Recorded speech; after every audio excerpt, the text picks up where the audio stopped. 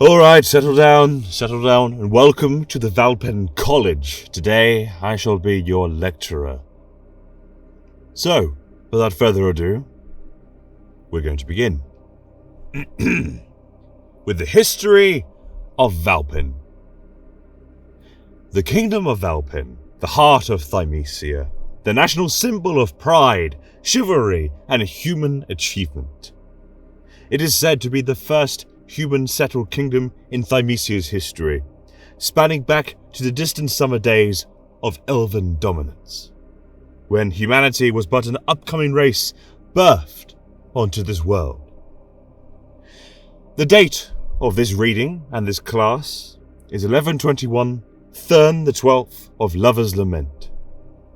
I shall be embarking with you all, my fellow scholars and students, into the history of the finest kingdom of all Thymesia, and indeed all of Icilion, the Kingdom of Valpan. Dating back to when the human calendar started and the elven calendar ended, we started the year 510 AE, after Elven. Almost 500 years ago did this kingdom start its roots. When humanity started to uproot and started to plant seeds into the barren and empty soils of long-lost Thymesia. Long after the elves had disappeared completely from this world. Humanity had become the dominant race, high above the skulking and hiding half-elves, the dwarves who had not yet exited the Dragonspine Mountains, and the gnomes and halflings still live far to the east for humans to ever make contact with.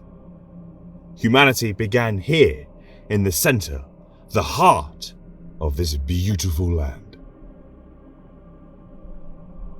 Nomadic and barbaric tribes we once were, fighting, bribing, thieving and butchering each other over crops, gold, and of course, the barbaric clan leaders sought after women to breed and grow their tribes.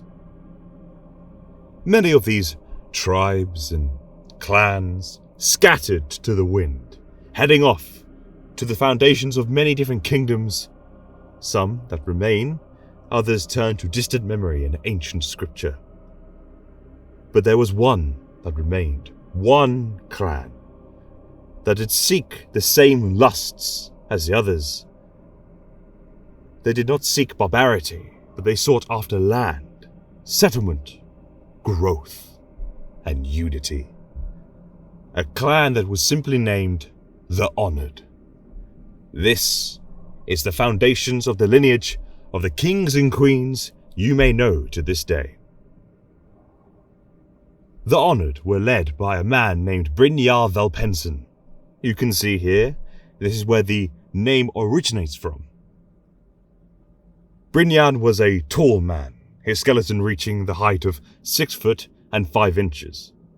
In tapestries and ancient artwork of him, he was depicted with long brown hair, flowing ever gracefully in the wind, armor made from earlier iron materials that fitted his form, but nothing that would stand out.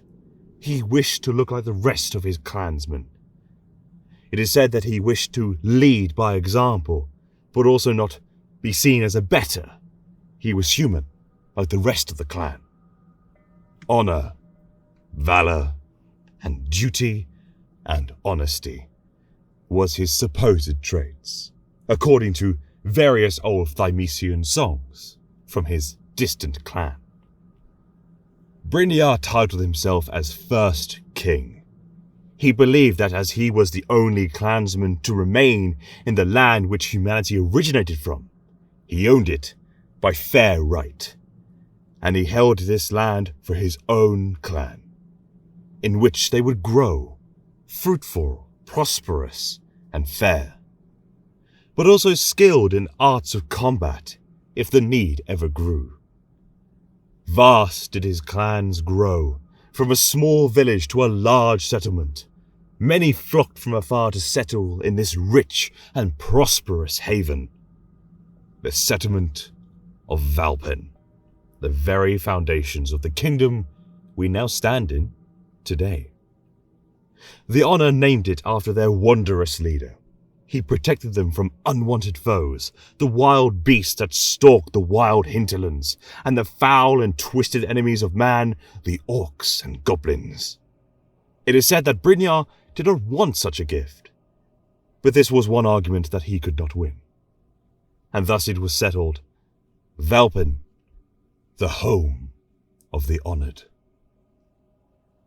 A vast mead hall was erected at the highest point of these plains, a home worthy of the first king, and his housecarls, a new wife, Kilthrid Valpensen.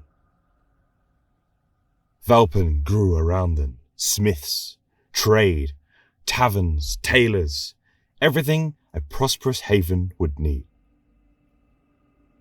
And as Valpen grew, so did their enemies' jealousy. Brynjar was no fool. He knew that rival clans would surely become jealous, hateful even. Mighty wooden and stone defences did he build with the craftsmen and forgers. As to the north, beyond the frozen Tears Mountains, did a rival clan watch, with bitterness and eagerness to take Valpen for themselves. The Barbarians of the Tundra, they were called.